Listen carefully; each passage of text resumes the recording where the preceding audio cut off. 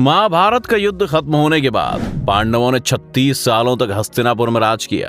पांडवों के राज के दौरान ही श्री कृष्ण और बलराम ने अपने शरीर का त्याग कर दिया था। ये सब देखकर पांडवों और द्रौपदी ने भी शरीर के साथ स्वर्ग जाने का निर्णय लिया। पांचों पांडव और द्रौपदी स्वर्ग में जाने के लिए निकल गए, लेकिन ये सभी स्वर्ग नहीं पहुंच पाए और पांचों पांडवों में से बस युधिष्ठिर ही स्वर्ग के रास्ते पर चल पाए। महाभारत युद्ध में विजय प्राप्त करने के बाद पांडवों ने 36 वर्षों तक हस्तिनापुर पर राज किया। उसके पश्चात कई प्रकार की भयानक अपशकुन घटनाएं घटने लगी। भगवान कृष्ण को गांधारी के द्वारा और उनके पुत्र शांब को ऋषियों से मिले श्राप के कारण यदुवंशी आपस में लड़कर समाप्त हो गए। फिर बलराम ने समाधि धारण कर अपने प्राण त्याग दिए। उसके बाद एक शिकारी द्वारा चलाए गए बाण से श्री कृष्ण ने भी देह त्याग दी। उधर इस बात की सूचना जब पांडवों को मिली तो उन्होंने भी द्रौपदी सहित परलोक जाने का निश्चय किया। ये हम पांडवों का जिक्र है जो देखते हैं, पुराणों में भी देखते हैं और कहा जाता है कि पांडव स्वर्ग के रास्ते से गए। कि ये एक भीमशिला है जिसे उठा करके स्वयं भीम ने रखा था। आप जैसे कि देख पा रहे हैं कि आज भी वो शिला किस तरीके से आज रखी हुई है। हम स्वर्गारोहण द्वार पे खड़े हैं और यहाँ पर एक बहुत ही अच्छा ज्ञान रखने वाले हमारे साथ में मौजूद हैं शैलेश कुमार, तो उनसे यहाँ के विषय में सारी जानकारी करते हैं। सर भी बताएं कि यहाँ पर क्या महत्व है और ऐतिहासिक महत्व के विषय में बताते हुए पांडव किस लिए गए, क्या कारण और उससे जुड़ी जो भी कथाएं हैं सारी चीजें आप बताएं। द्वापर युग के अंत में पांडवों ने 12,000 साल राज किया। उसके बाद जब उन्होंने अपने वनाप्रस्थ स्टार्ट किया तो लगा कि अब उनका जीवन जो धरती पे उनका उद्देश्य था वो खत्म हो गया। तो वो सत्य की तलाश में स्वर्ग द्वार के लिए उन्होंने प्रस्थान किया। मतलब हम लोग चलने वाले हैं एक छोटी सी यात्रा पे जिसको हम बोलते हैं स्वर्गारोहण की यात्रा। लेकिन इससे पहले कि हम यात्रा का आरंभ करें, चलिए माँ मंदाकिनी को प्रणाम करके हमका आशीर्वाद दे। माँ मंदाकिनी साक्षी है जब पांडवों ने इस यात्रा का प्रारंभ किया।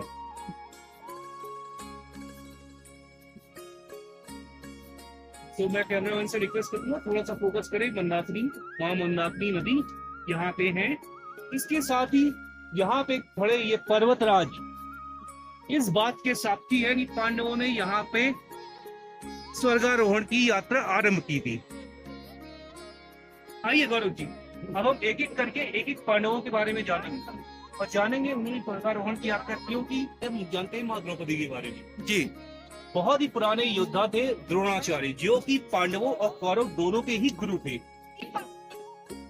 वो एक क्षत्रिय थे और राजा थे। जी, क्षत्रिय और राजा होने के साथ साथ उनके अंदर अहंकार बहुत था, लेकिन द्रोणाचार्य जी के साथ उनका स्नेह बहुत ही ज्यादा था। गुरुकुल से शिक्षा प्राप्त करने के बाद जब द्रोणाचार्य और उनके मित्र अपने अलग अलग रास्तों पे गए तो उनके मित्र ने उनसे प्रॉमिस किया था कि मेरा जितना भी हिस्सा है वो तुम्हारा है। तुम्हें जब भी किसी वस्तु की आवश्यकता हो तो मेरे पास आ सकते हो। इस बात को बहुत दिन हो गए। द्रोणाचार्य, उनके दोस्त दोनों ही भूल गए एक दूसरे के बारे में। द्रोणाचार्य को एक पुत्र हुआ जिसका नाम अश्वत्थामा था। द्रोणाचार्य अपना भिक्षा मांग के काम चलाते थे। एक दिन उनका पुत्र दूध के लिए मचल उठा। द्रोणाचार्य ने कहा कि मैं जाता हूँ अपने दोस्त के पास, उससे एक गाय मांग के लाता हूँ।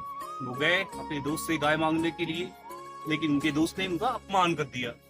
अब क्योंकि द्रोणाचार्य अपने घर पे प्रॉमिस करके निकले थे कि भाई गाय लेके आएंगे, और वो गाय लेके नहीं आ पाए अपने दोस्त के साथ, तो वो घर वापस नहीं गए।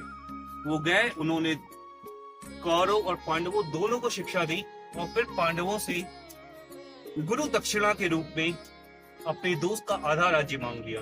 अब यहाँ से शुरू होती है द्रौपदी की कहानी। पांडवों से हारने के बाद आह्वान किया, उन्होंने प्रण लिया था कि द्रोणाचार्य की हत्या करेंगे। उनको एक ऐसा पुत्र चाहिए था जो द्रोणाचार्य की हत्या कर सके। इसके लिए उन्होंने एक यज्ञ का आह्वान किया।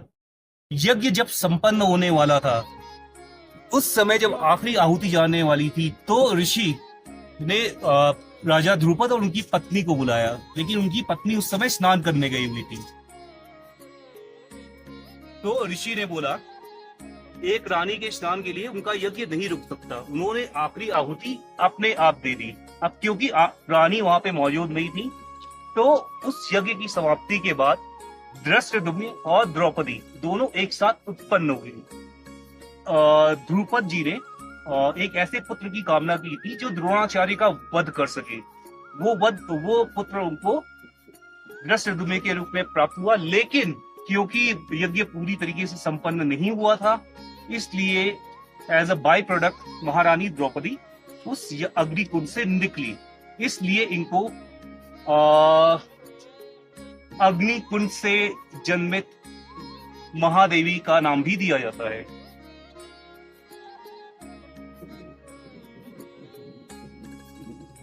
मां द्रौपदी के दूसरे पुत्र नकुल जी के बारे में कहा जाता है कि ये बहुत ही ज्यादा सहनशील थे।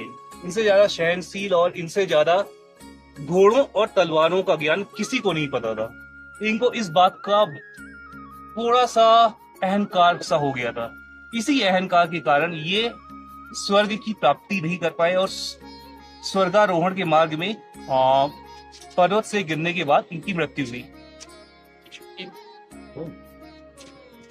कुंती के सबसे छोटे पुत्र और भगवान इंद्र की कृपा से प्राप्त अर्जुन 10 नामों से प्रसिद्ध है। इनके कुछ नाम हैं श्वेतांबर, पार्थ, अर्जुन, ये कुछ इनके नाम हैं। अर्जुन दुनिया के सबसे बड़े धनुर्धारी थे। इनके पास लगभग सभी दिव्य शक्तियां थी। ये चाहते तो मात्र एक दिव्य शक्ति से सारे युद्ध को समाप्त कर सकते थे, लेकिन क्योंकि ये धर्म के मार्ग पे थे, इसलिए इन्होंने दिव्य शक्ति का आवाहन नहीं किया और अपने बाहुबल से कुरुक्षेत्र का युद्ध जीता। लेकिन इनको अपनी धनुर्विद्या पे बहुत ही ज्यादा अहंकार था। इनको ऐसा लगता था कि इनसे बड़ा धनुर्धर पूरी दुनिया में कोई नहीं है। अपने इस अहंकार और त्रुटि के कारण ये भी स्वर्ग की प्राप्ति नहीं कर पाए और मार्ग में पर्वत से फिसलने के बाद इनकी भी मृत्यु हुई। माता कुंती के तीसरे पुत्र और भगवान पवन की कृपा से प्राप्त भीम महाबली हनुमान जी के आधे भाई हैं, क्योंकि पवन पुत्र हनुमान भी हैं और पवन जी की कृपा से मां कुंती को भीम जी की प्राप्ति हुई थी। भीम जी के बारे में कहा जाता है कि इनके पास 10,000 हाथियों का बल था। ये दुनिया के सबसे बड़े गदाधर थे, लेकिन इस बात में कई लोग मेरी बातों से सहमत नहीं होंगे, क्योंकि बहुत सारे लोगों का कहना है कि दुर्योधन और श्री कृष्ण के भाई बलराम जी इनसे बड़े गदाधर थे। खैर मतलब बात जो भी थी, लेकिन ये बहुत ही ज्यादा बलशाली थे और कहा जाता है कि आदमी को अपने भाग्य से ज्यादा कभी नहीं लेना चाहिए। इनकी एक आदत थी, जब भी ये खाने बैठते थे, ये अपने सारे भाइयों का आधा खाना स्वयं खा जाते थे। तो इनकी दो त्रुटियों, एक तो अपने भाग्य से अधिक खाना खाने की वजह से, और दूसरा अपने बल के ऊपर जरूरत से ज्यादा अभिमान करने के कारण ये भी स्वर्ग तक सशरीर नहीं पहुंच पाए और स्वर्ग तक पहुंचने से पहले ही पर्वत से फिसल के इनकी भी मृत्यु हो गई। मां कुंती के दूसरे पुत्र और भगवान धर्मराज की कृपा से प्राप्त युधिष्ठिर पांडवों में सबसे बड़े थे। इनको कौन्तेय भी बोलते हैं, क्योंकि ये मां कुंती के पुत्र थे। ये धर्मराज थे, इन्होंने पूरा जीवन धर्म का पालन किया, लेकिन एक छोटी सी त्रुटि आदमी को कहां से कहां पहुंचा देती है, इसका सबसे बड़ा एग्जाम्पल भगवान युधिष्ठिर जी है। इन्होंने पूरे जीवन धर्म का पालन किया, लेकिन एक ये गैम्बलिंग के एक छोटे से मोमेंट में इन्होंने अपने भाई और पत्नी दोनों को दांव पे लगा दिया। लेकिन इसके बाद भी इन्होंने पूरे जीवन धर्म का पालन किया। अब गौरव जी आप देख रहे होंगे, ये स्वान ये यहाँ पे क्या मां माधवी के पुत्र सबसे छोटे पांडव सहदेव जी, ये ज्योतिष ज्ञान में बहुत ही पारंगत थे। इनके बारे में ऐसा कहा जाता है कि ज्योतिष का जो ज्ञान इनके पास था वो दुनिया में ना तो कभी पहले था, ना ही इसके बाद कभी हुआ। मां द्रौपदी, बहुत ही कम लोग जानते हैं कि मां द्रौपदी का जन्म नहीं हुआ था। मां द्रौपदी एक अग्निकुंड से उत्पन्न हुई थी। पूरे महाभारत में इनका कहीं भी जिक्र नहीं है, कहीं भी मतलब ऐसा नहीं है कि मतलब दुर्योधन ने या अर्जुन ने कभी किसी स्वान को या किसी भी डॉगी को पाला, तो फिर आखिर इनकी मूर्ति का रहस्य क्या है। तो ये बात है उस समय की जब युधिष्ठिर अकेले बचे हुए थे। उनके चारों भाई और उनकी पत्नियां पहाड़ों से गिर के स्वर्ग की प्राप्ति नहीं कर पाए। उनको रास्ते में एक स्वान मिलता है, जिसको हम आमतौर की भाषा में कुत्ता बोलते हैं। कुत्ता इनका साथी बन गया पूरे जीवन, मतलब पूरे रास्ते कुत्ता और युधिष्ठिर जी साथ साथ चल रहे थे। जब युधिष्ठिर स्वर्ग के द्वार पे पहुंचे तो धर्मराज स्वयं इनको लेने आए। बोले कि आपने पूरे जीवन धर्म का पालन किया है, आप मोस्ट वेलकम है हमारे स्वर्ग में। तो एक कुत्ते के साथ अंदर जाने लगे।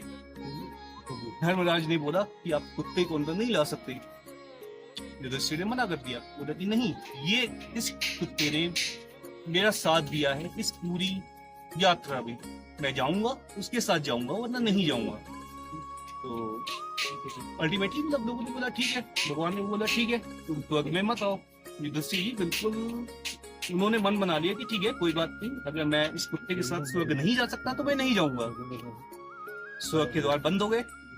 कुत्ते ने अचानक से रूप बदला और ये धर्मराज के रूप में प्रकट हुए। ये युधिष्ठिर की आखिरी परीक्षा थी, और जिस परीक्षा को पास करने के बाद युधिष्ठिर ने सचरी स्वर्ग में एंट्री ली।